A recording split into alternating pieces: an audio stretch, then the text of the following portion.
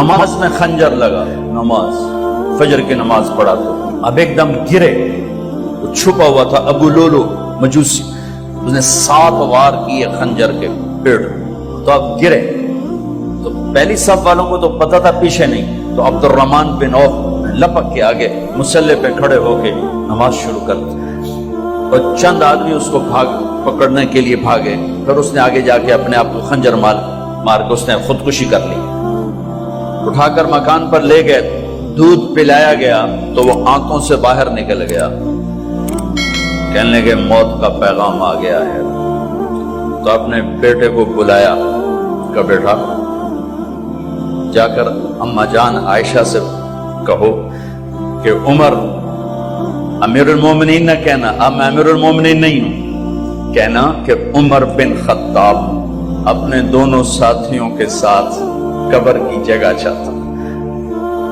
اگر مجھے اجازت مل جائے تو مجھے وہاں دفن کرنا، اگر اجازت نہ ملے تو مجھے عام قبرستان میں دفن کر دیں۔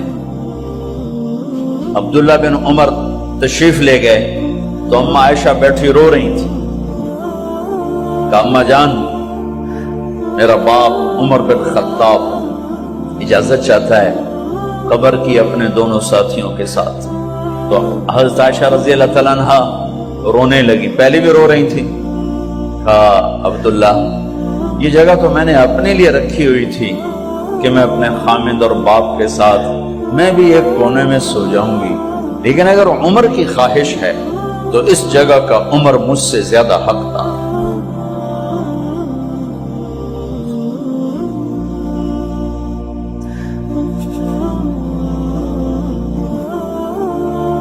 بیٹے نے آ کر کہا ابا جان مبارک ہو، اجازت ہو گئی، کہا بیٹا ہو گئی، لیکن جب میری میت اٹھاؤ تو دروازے پر جا کر رکھنا اور ایک دفعہ دوبارہ پوچھنا، ہو سکتا ہے میرے شرم میں اجازت دی ہو اور میرے مرنے کے بعد انکار فرما دیں، تو ایک دفعہ دوبارہ پوچھنا، اس وقت بھی اجازت ملے تو پھر لے جانا ورنہ واپس لے جانا۔ حضرت علی اور حضرت حسن تشریف لائے جس دن انتقال ہو رہا ہے، تو گھبراہٹ دیکھی تو حضرت علی نے فرمایا عمر موت سے ڈر گئے ہو؟ کہ نہیں موت سے نہیں ڈر، موت کے بعد کیا ہوگا اس سے ڈر گیا۔ یہ کون کہہ رہا ہے؟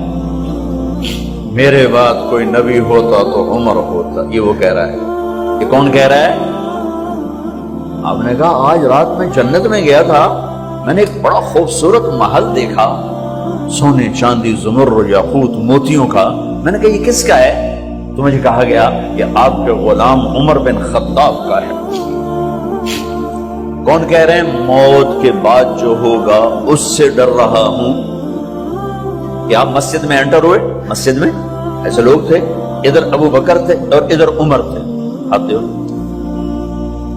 آپ نے یوں ہاتھ پکڑ لیے، دونوں کے ایسے ہاتھ پکڑ لیے، ادھر ابو بکر ادھر عمر، کہ مجھے دیکھ رہے ہو؟ کہ جی، کہ قیامت کے دن میں ایسے اٹھوں گا کہ میرے ادھر ابو بکر ہوگا اور ادھر میرے عمر ہوگا۔ یہ عمر کہہ رہے ہیں موت سے نہیں ڈرا ہوں، موت کے بعد کیا ہوگا اس پہ ڈر رہا ہوں۔ تو حضرت علی نے فرمایا کیوں ڈرتے ہو؟ میں گواہی دیتا ہوں،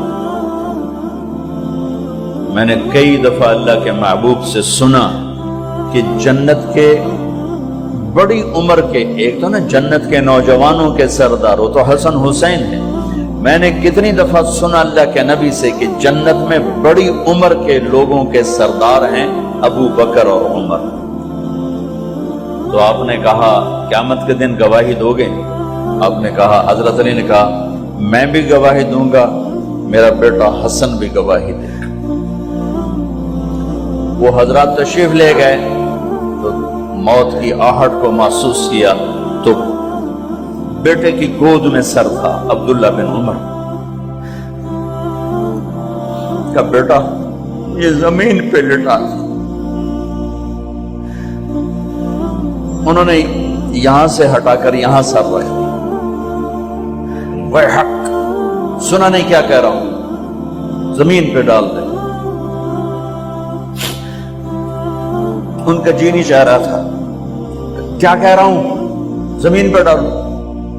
انہیں آگے کر دے، وہ پیچھے اٹھ، اپنا چہرہ مٹی میں یوں رکھ اور مٹی میں منہ ملنے لگے ایسے، اور کہہ رہا ہے ویل لک یا عمر ان لم یغفر لک عمر ان لم یغفر لک ربک.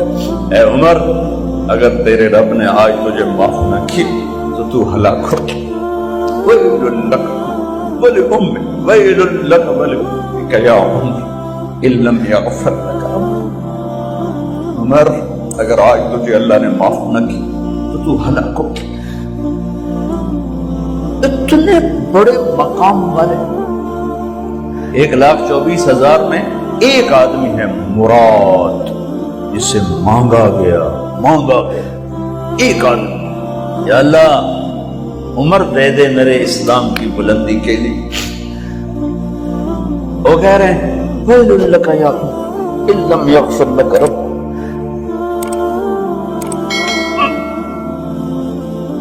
اے عمر، تو برباد ہو گیا اگر تیرے رب نے تجھے معاف نہ کی. یہ کہتے کہتے کہتے کہتے جان نکل گئی. صہیب رضی اللہ عنہ نے آپ نے وصیت فرمائی تھی میرا جنازہ صہیب پڑھائے. رومی جنازہ پڑھایا گیا، کندھوں پہ اٹھایا گیا، اور آ کر اما جان عائشہ رضی اللہ عنہ کے دروازے پر عبداللہ بن عمر، باقی تو کوئی پتہ نہیں تھا کسی کو، گوے ٹھہر جاؤ، جنازہ یہاں رکھ دو. پھر آگے بڑھے، دستک دی، اما جان میرا باپ عمر بن خطاب دروازے پہ پہنچ چکا ہے، اندر آنے کی اجازت ہے. تو اما جان عائشہ نے فرمایا مرحبا بعمر. ہم عمر کو خوش آمدید کہتے اور باہر تشریف لے گئی. وہیں حجرہ مبارک میں قبر کھودی گئی. عبداللہ بن عباس فرماتے ہیں کہ میرے کندھے پر کسی نے ہاتھ رکھا تو میں نے یوں پیچھے مڑ کے دیکھا تو جناب امام المتقین حضرت علی کھڑے ہوئے رو رہے تھے اور فرما رہے تھے عمر، مجھے پتا تھا تیرے سوا یہاں کوئی نہیں آ سکتا، مجھے پتا تھا یہاں تو ہی آئے گا اور کوئی نہیں آ سکتا، چونکہ میں نے ہزاروں دفعہ سنا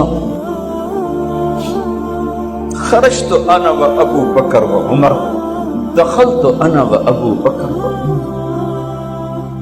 میں نے ہزاروں دفعہ اپنے نبی کی زبان سے سنا میں اور ابو بکر عمر گئے تھے، میں اور ابو بکر عمر آئے تھے، میں اور ابو بکر عمر اندر گئے تھے، میں اور ابو بکر عمر باہر گئے تھے.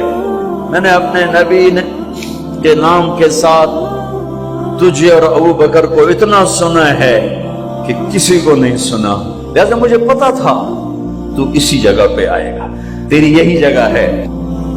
میرے بھائی بہنوں، یہ وہ لوگ ہیں جنہوں نے رضی اللہ عنہ کا ٹائٹل جیتا اور پھر روتے روتے مر گئے. مجھے کیا خبر کیا ہونے والی، اب کو کیا خبر کیا ہونے والی. بے شک میرا رب رحیم ہے، اس کے رحم کے تو فعلی کام بنے گا. کیڑیاں تقریراں تے کیڑے علم، کیڑیاں نمازاں تے کیڑیاں سجدہ، کم تو اس کی رحمت پر بنے گا، پر یہ اعمال اس کی رحمت کو لینے کا راستہ ہے. یہ بھی ٹھیک نہیں ہے کہ اللہ غفور الرحیم ہے آپ ہی معاف کرے گا. یہ یزید اور حسین کو برابر تو نہ کرے. آل رسول کی بوٹی بوٹی نوچ دی جائے اس کی رضا کو ڈھونڈنے کے لیے. وہ نہیں کہہ سکتے تھے اللہ بڑا غفور الرحیم. اس لیے بھائی بہنوں، معاملہ بے شک اللہ کی ذات سے ہے، بڑا کریم ہے، آنسو دیکھنا چاہتا ہے، ندامت دیکھنا چاہتا ہے. کون ہے جس سے گناہ نہیں ہوتا؟ کون؟ میں اسے انسان ماننے کے لیے تیار نہیں. یا تو وہ کوئی فرشتہ ہے یا نبی ہے. نہ نبی آ سکتا ہے نہ ہم فرشتے ہیں. وہ انسان ہی نہیں جس سے خطا نہ ہو. لہذا میں اپنے رب کی قدرت پہ قربان جاؤں، رحمت پہ قربان جاؤں کہ اس نے توبہ کے لیے نہ عمر کی قید نہ عدد کی قید. ابھی تو 60 سال کا ہو گیا ہے، 70 سال کا ہو گیا، اب تیری کوئی توبہ نہیں، آخری سانس میں آ جا قبول ہے. ابھی تیری 100 دفعہ ٹوٹ چکی ہے توبہ، اب 101 دفعہ قبول نہیں، 1 کروڑ دفعہ توڑ کے آ جا قبول ہے.